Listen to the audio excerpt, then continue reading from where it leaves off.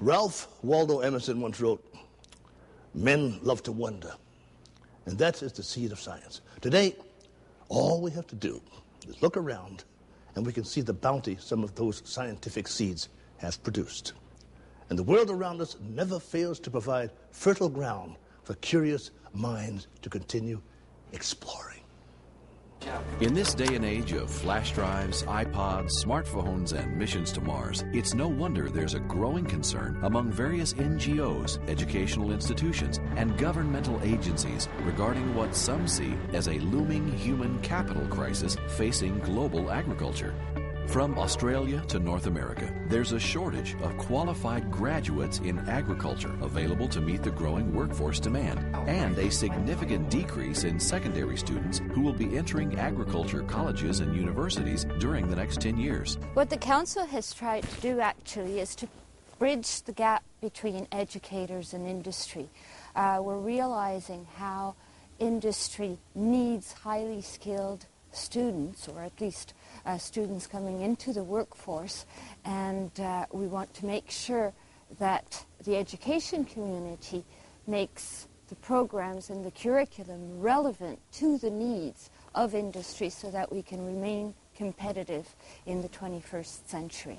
Thanks to the climate found in the southwest corner of British Columbia that offers an environment suitable to year-round greenhouse production, at present, Canada ranks second in the world only to the Netherlands in the production of greenhouse vegetables, ornamentals, turfgrass, and nursery stock.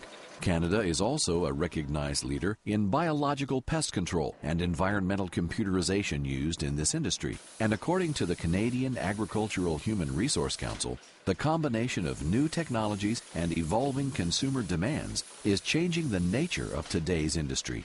At Bevo Farms in Langley, BC, Leo Benny says that such dynamic shifts in the industry are having a significant influence on the types of employees he needs. The greenhouse industry as it is today is not what it was like 20 years ago. We're highly developed. We're, in our case, for instance, growing on cement floors.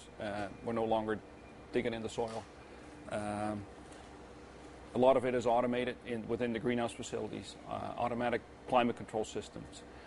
We use integrated pest management for our pest control within the greenhouse. We have websites now that we need to set up and maintain. Our marketing has completely changed. So with all these things happening within the industry, we've had a requirement for a completely different level of employee. We can't just hire anybody anymore that comes off the street that we can show how to transplant and that's all they do.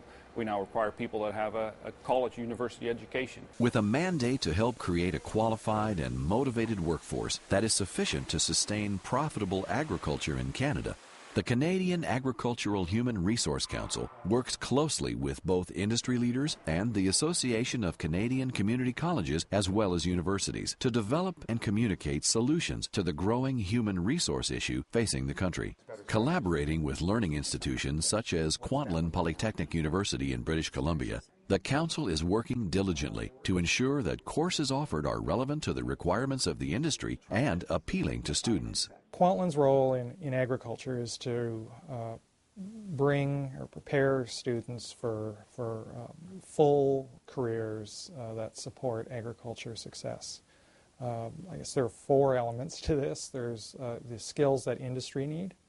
There's the support from CARC, particularly in identifying essential skill sets and job profiles. There are emerging trends in industry that our faculty identify through their academic work, and they're the interests of students. And so we take all those elements, we put them together and create coherent programs for our students. And our graduates then are ready to work upon finishing our program, and we think they have long-term career potential.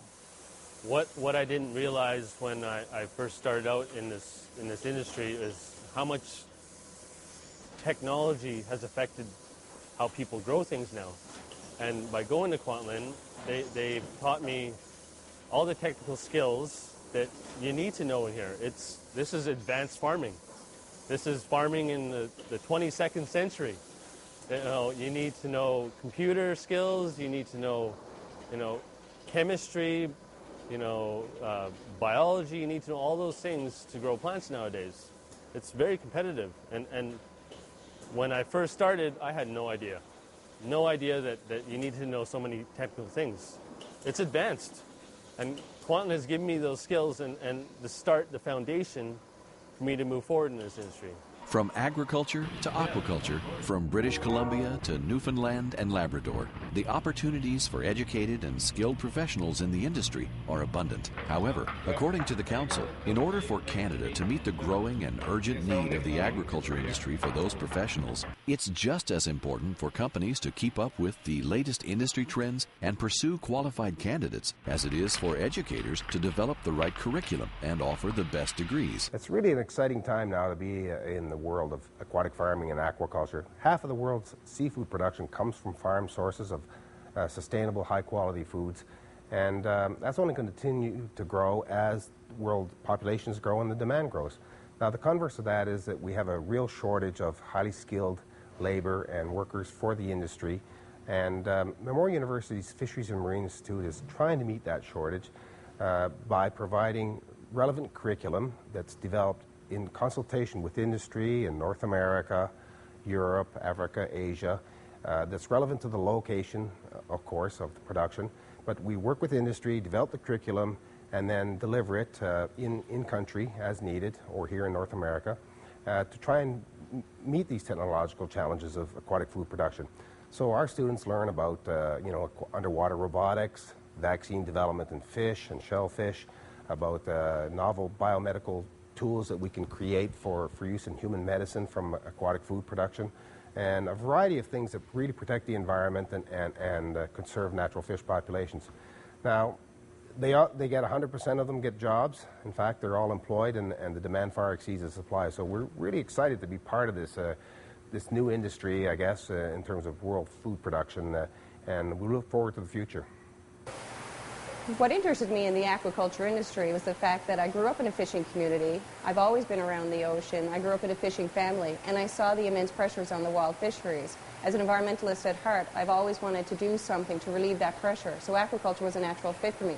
To be able to provide the consumer healthy, salmon in what I'm doing today, but healthy seafood products to better the health of all of our people and yet not put the wild fisheries under pressure has just been phenomenal for me. The Marine Institute provided me the education, and without that, I would not have had the many opportunities that I've had over the last 10 years. I've been able to move to British Columbia with my career. I've moved to Hawaii with my career. I've had numerous different, I wouldn't even call them jobs, rewarding careers in the last 10 years based on the education that I've gotten from the Marine Institute. Each employer has always highlighted the fact that I've had this education.